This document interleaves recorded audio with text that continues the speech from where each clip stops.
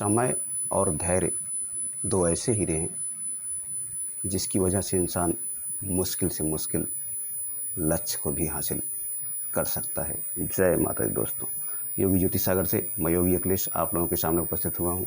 आज हम चंद्रमा की चर्चा करेंगे और अगर वो चौथे खाने में हो तो क्या फल निकल कर आता है, कुंडली में जातक को किस तरह का फल मिलता है और उपाय भी हम जानेंगे।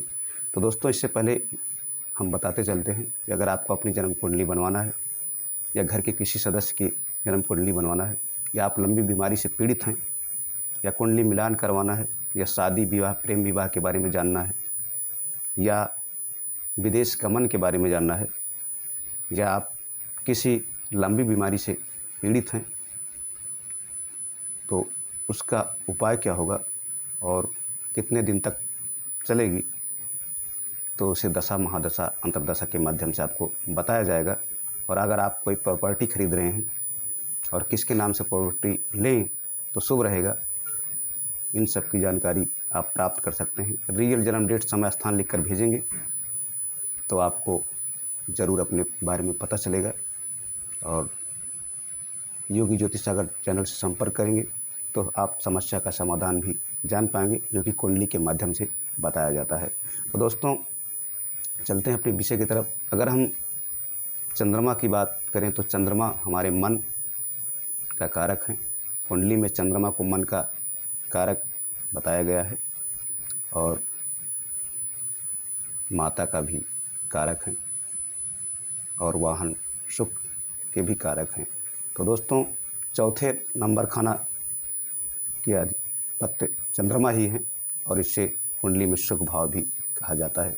अगर यहाँ पर चंद्रमा स्थित है आपकी जन्म पत्रिका में, जन्म पत्रिका देखकर आप जान सकते हैं चंद्रमा की स्थिति कि आपकी जन्म पत्रिका में चंद्रमा की स्थिति किस प्रकार है।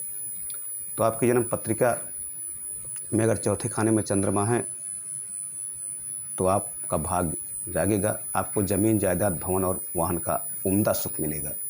आपको कपड़े के व्यवसाय से लाभ होगा।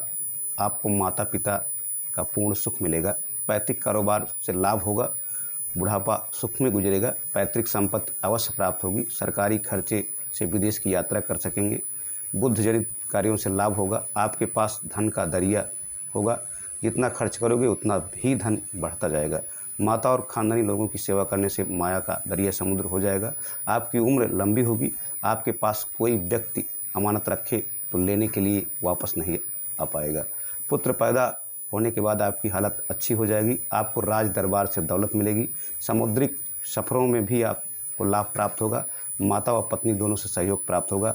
राष्ट्रीय ठाट बाट आप भोगेंगे। तो दोस्तों, बहुत ही शुभ माना जाता है अगर चंद्रमा चौथे भाव में हो और इसमें चंद्र अगर बली हो तो और भी ज़्यादा शुभ हो और पाप करकरी योग में ना हो और किसी पाप ग्रह के साथ ना हो तो बहुत ही ज़्यादा अच्छा होता है अगर आपके चौथे खाने में चंद्र हैं, क्योंकि चंद्र आपके मन है और मन अगर एकाग्र होता है आदमी का तो उसे हर कार्यों में सफलता मिलती है और वो आराम से जीवन गुजार सकता है। उसका बुढ़ापा भी अच्छा ही जाता है, क्योंकि चौथे भाव में कोई अगर शुभ ग्रह हो तो बुढ़ापा इंसान का अच्छा जाता है। दोस्तों, इसका उपाय भी बता देता हूँ। अगर आपके चंद्र फंसे हुए हैं पाप कर्तरी योग में या किसी पाप ग्रह के साथ हैं या कमज़ोर अवस्था में हैं तो आपको इसका बुरा परिणाम मिलता है। तो इसका उपाय भी मैं बताता हूँ। डेयरी प्रोडक्ट, दूध दही मक्खन पनीर आदि का व्यवसाय न करें अगर चौथे खाने में चंद्रमा हो। दूध से मिठाई बनाकर धंधा न करें।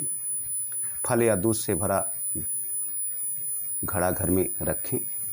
घर आए मेहमानों को शरबत जरूर पिलाएं। ये लाल किताब के द्वारा उपाय बताए गए हैं।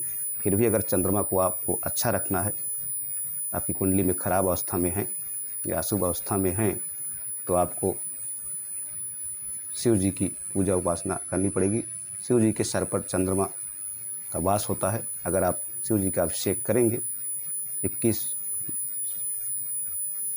सोमवार तो आपको ज़रूर इसका लाभ होगा। उसमें अभिषेक करते समय थोड़ा तिल, एक चुटकी और दूध और जल से अभिषेक करेंगे तो आपको ज़रूर इसका लाभ मिलेगा और चंद्र आपकी बली होंगे। तो दोस्तों, चंद्रमा मन के कारक हैं अगर आपका मन ठीक रहेगा तो आपका हर कार्यों में मन लगेगा और आपके सारे कार्य होते जाएंगे। इसमें पूर्णिमा व्रत का भी प्रचलन है। अगर आप पूर्णिमा व्रत भी करेंगे तो इससे भी चंद्रमा बली होते हैं, और चंद्र के मंत्रों का जप करेंगे तो और भी चंद्र बली होंगे। तो दोस्तों, आपको इससे बहुत ही ज़्यादा प्रभाव देखने को मिलेगा अगर आपके चंद्रमा बली है तो दोस्तों, हमने ये छोटी सी जानकारी दी। आपको अगर वीडियो अच्छी लगी हो तो ज़्यादा से ज़्यादा चैनल शेयर करें और चैनल सब्सक्राइब करें, और भी भाई बहन इसका लाभ ले सकें। अगर उनके चंद्र खराब अवस्था में पाप कर्तरी योग में हैं तो उपाय भी कर सकते हैं। तो दोस्तों, इसी के साथ आप हमें इजाज़त दें। जय माता दी, जय हिंद।